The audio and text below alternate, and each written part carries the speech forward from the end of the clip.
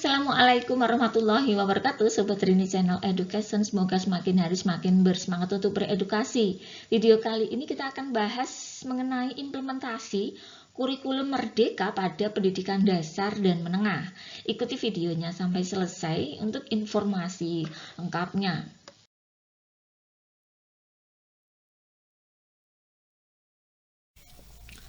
Pada tanggal 10 Februari 2022 lalu, Kemendikbud akhirnya menerbitkan peraturan Permendikbudristek RI nomor 56/M/2022 tentang pedoman penerapan kurikulum dalam rangka pemulihan pembelajaran.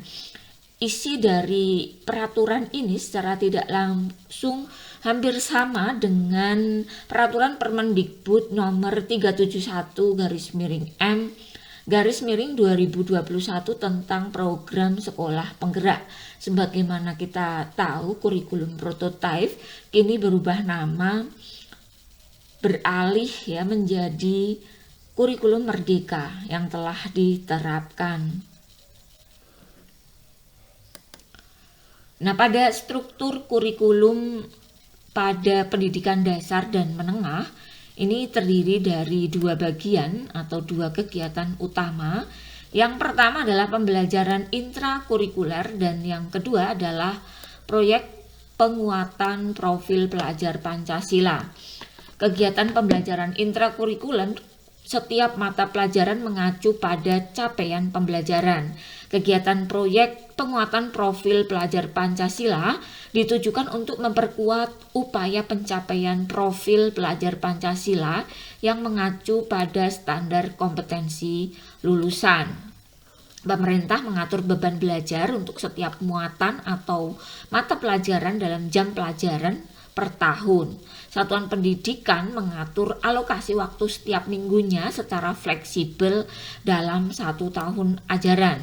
Satuan pendidikan menambahkan muatan lokal yang ditetapkan oleh pemerintah daerah sesuai dengan karakteristik daerah.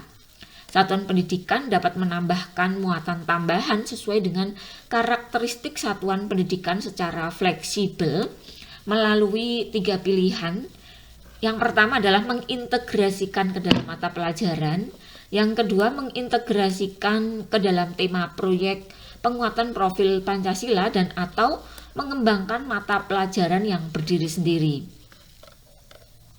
Struktur kurikulum pada pendidikan dasar dan menengah adalah sebagai berikut. Untuk struktur kurikulum SD dan MI terbagi menjadi 3 fase, yaitu fase A untuk kelas 1 dan kelas 2, fase B untuk kelas 3 dan kelas 4, dan fase C adalah untuk kelas 5 dan 6. SD atau MI dapat mengorganisasikan muatan pembelajaran menggunakan pendekatan mata pelajaran tematik.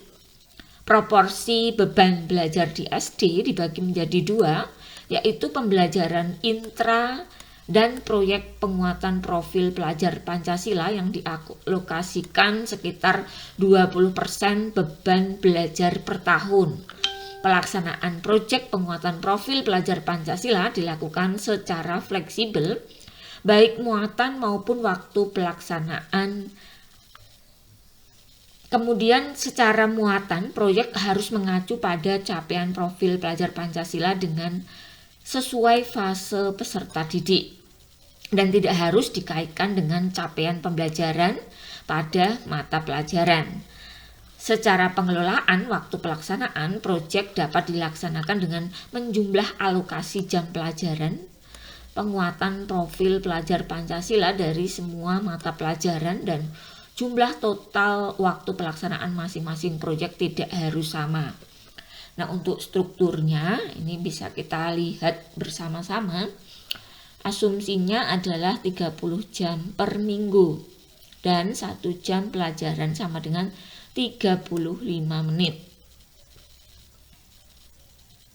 Pendidikan agama 108 atau senilai dengan 3 jam pelajaran dengan alokasi 36 jam proyek penguatan profil pelajar Pancasila atau agama ya, pendidikan agama ya ini. Kemudian untuk pendidikan Pancasila ini bahasa Indonesia. Bahasa Indonesia ini sangat banyak ya, 6 jam pelajaran dan juga proyeknya juga banyak. Matematika setara 4 jam pelajaran. Penjas Orkes setara 3. Ya, seni dan budaya ini 3. Kemudian bahasa Inggris dan muatan lokal. Nah, ini totalnya adalah 820 jam atau sekitar 23 jam pelajaran dan proyeknya adalah 252 sehingga totalnya adalah 180 selama 1 tahun. Kemudian untuk kelas 1 ya, ini kelas 2 pendidikan agama, pendidikan Pancasila, bahasa Indonesia, matematika, pendidikan jasmani, seni budaya, bahasa Inggris, muatan lokal. Totalnya adalah 1152. Lebih banyak lagi. Kemudian untuk kelas 3 dan 3 sampai dengan 5 pendidikan agama, Pancasila, bahasa Indonesia, matematika, ilmu pengetahuan, Penjas Orkes, seni budaya, bahasa Inggris, muatan lokal, sehingga totalnya adalah 1196. Jadi untuk seni musik, seni rupa itu bisa memilih salah satu. Kemudian untuk SD kelas 6 itu PAI atau pendidikan agama yang lainnya. Kemudian pendidikan Pancasila, bahasa Indonesia, matematika, IPS, pendidikan jasmani, olahraga dan kesehatan, bahasa Inggris dan juga muatan lokal, sehingga totalnya adalah 1152. Nah, mata pelajaran bahasa Inggris merupakan mata pelajaran pilihan yang dapat diselenggarakan berdasarkan kesiapan pendidikan. Pemerintah daerah melakukan fasilitasi penyelenggaraan mata pelajaran bahasa Inggris misalnya terkait peningkatan kompetensi dan penyediaan pendidik. Satuan pendidikan yang belum siap memberikan mata pelajaran bahasa Inggris sebagai mata pelajaran pilihan dapat mengintegrasikan muatan bahasa Inggris ke dalam mata pelajaran yang lain atau ekstrakurikuler dengan melibatkan masyarakat, komite sekolah, relawan mahasiswa atau bimbingan orang tua. Muatan pelajaran kepercayaan untuk penghayat kepercayaan terhadap Tuhan Yang Maha Esa dilaksanakan sesuai ketentuan peraturan perundang-undangan yang mengatur mengenai layanan pendidikan kepercayaan terhadap Tuhan Yang Maha Esa. Satuan pendidikan penyelenggara pendidikan inklusif di SD atau MI menyediakan layanan program kebutuhan khusus sesuai dengan kondisi peserta didik. Nah, sedangkan untuk struktur kurikulum SMP atau MTS ini terdiri atas satu fase, yaitu fase D.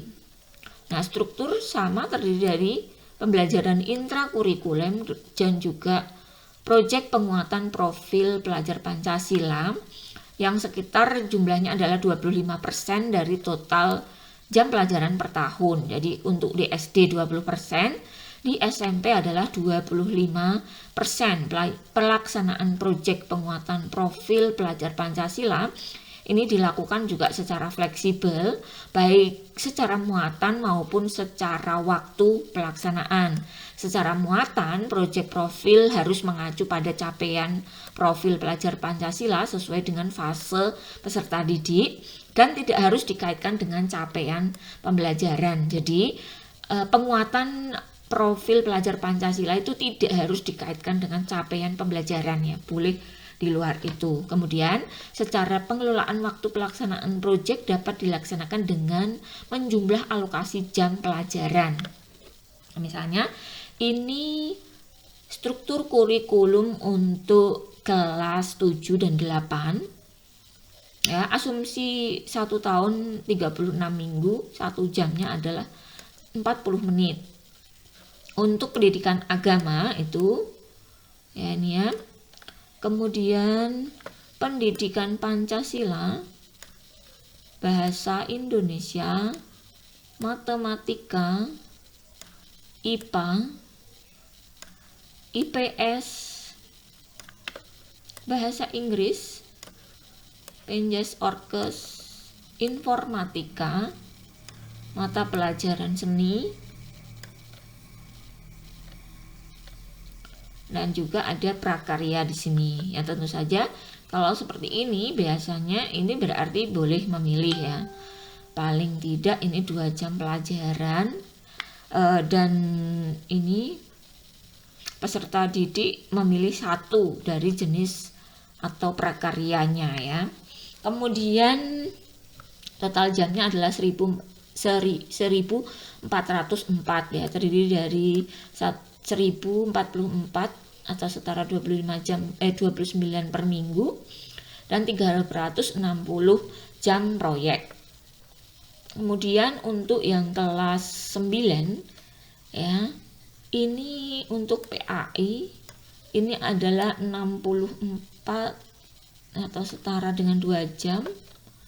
Kemudian untuk pendidikan Pancasila, bahasa Indonesia, matematika, IPA, IPS, bahasa Inggris, Penjas Orkes, informatika, pelajaran prakarya. Ini ya. Nah, jelas ya di sekolah dasar dan menengah ini yang paling banyak jamnya itu adalah bahasa Indonesia. Ini diharapkan menjadi dasar ya. Kemampuan berbahasa itu diletakkan di sekolah dasar dan menengah. Harapannya penguasaan bahasa untuk peserta didik di fase-fase tersebut sudah baik ya.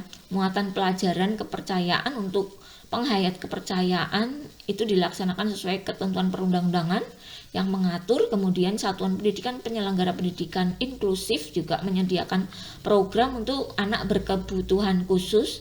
Kemudian beban belajar bagi penyelenggara pendidikan dengan sistem kredit atau SKS dilaksanakan sesuai dengan ketentuan perundang-undangan. Jadi dimungkinkan ya untuk nanti dilaksanakan sistem SKS.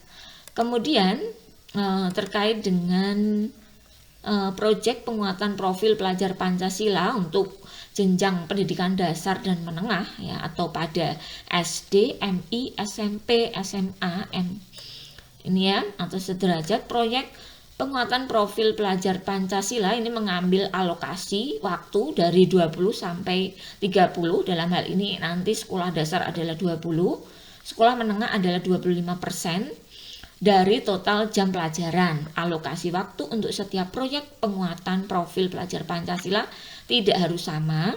Satu proyek dapat dilakukan dengan durasi waktu yang lebih panjang dari proyek lainnya.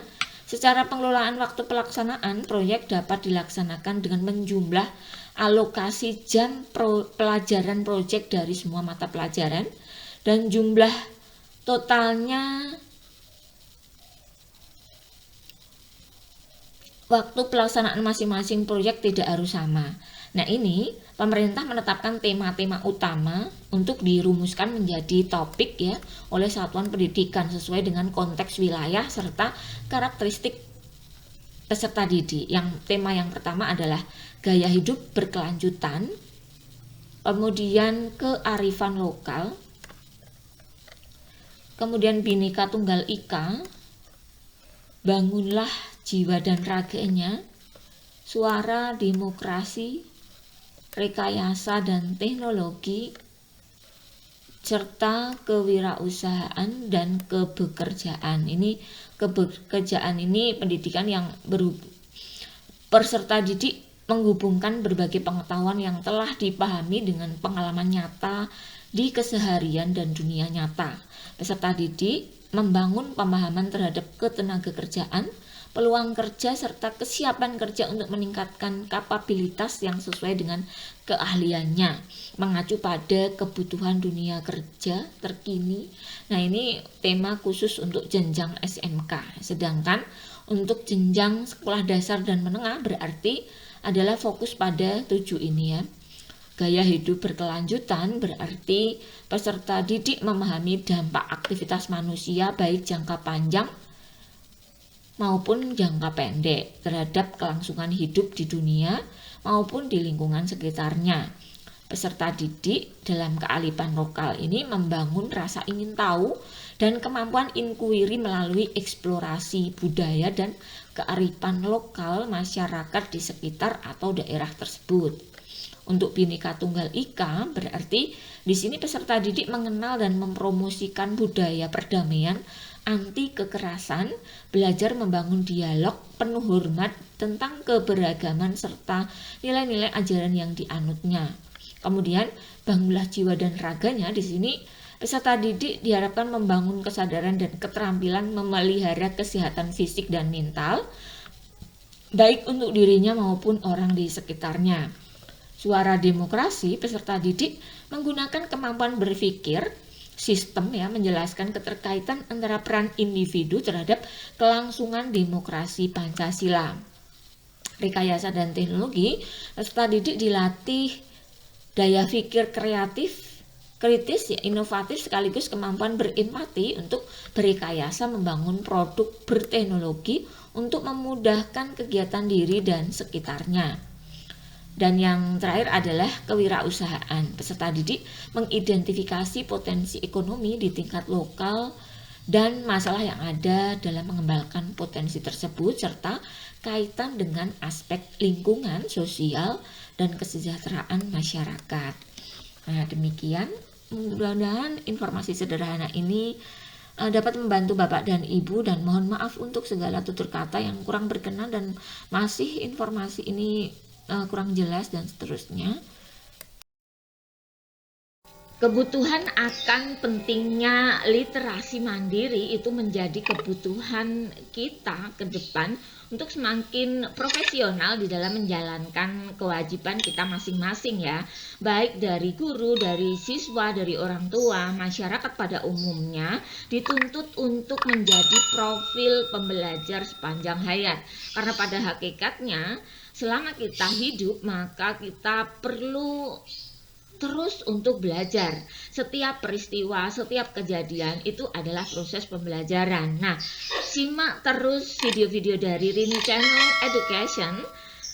Jangan lupa dukung Rini Channel Education dengan cara mensubscribe bagi yang belum subscribe ya, agar Rini Channel Education semakin hari semakin bersemangat untuk memunculkan video-video baru yang tentunya menarik untuk kita simak bersama ya.